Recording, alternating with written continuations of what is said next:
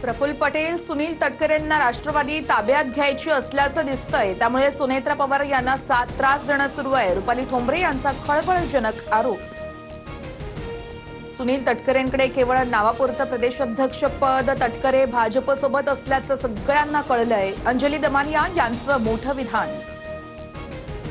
शिवसेना पक्ष आणि चिन्हाबाबत सुनावणी सुरू असताना मोदी गद्दारांना का भेटले, ही बाब कोर्टाच्या निदर्शनास आणणार। मोदी शिंदेंच्या भेटीवरून उद्धव ठाकरे आक्रमक। मला अटक करण्याचा डाव आखलाय, मुख्यमंत्री फडणवीसांनी सर्व डाव खेळले, आता माझी वेळ, जरांगे पाटील आक्रमक।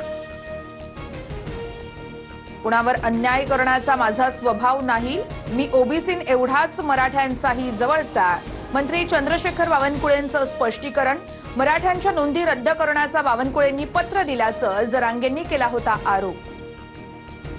मुंबईतील सिद्धिविनायक मंदिरातील कथित देणगी घोटाळ्याची चौकशी होणार। मुख्यमंत्री देवेंद्र फडणवीसांचे चौकशीचे निर्देश। गेल्या 5 वर्षातील देणगी आणि दान संकलनाची तपासणी होणार।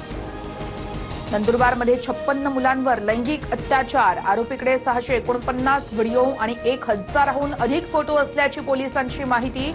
आरोपी चेतन कोळीला 12 ऑगस्ट पर्यंत पोलीस कोठडी, ब्लॅकमेल करून अत्याचार केल्याचा आरोप। आता कर्ज काढून घेतलेल्या मोबाईलचा ईएमआय 60 दिवसात भरला नाही तर तुमचा मोबाईल लॉक होणार।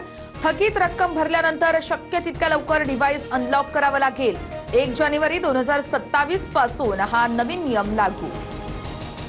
यूपीआय वापरासाठी कोणतेही शुल्क नसणार। सर्वसामान्य युजर्ससाठी यूपीआयद्वारे होणारे ग्राहक ते ग्राहक आणि इतर सर्व व्यवहार पूर्णपणे मोफतच राहणार।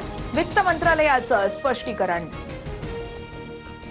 भारतावर अमेरिका पुन्हा 100% टॅरिफ लावण्याची शक्यता। रशियाकडून पेट्रोलियम उत्पादन खरेदी करणाऱ्यांवर अमेरिका दंड लावणार। अमेरिकेच्या सिनेटमध्ये महत्त्वाचं विधेयक मंजूर।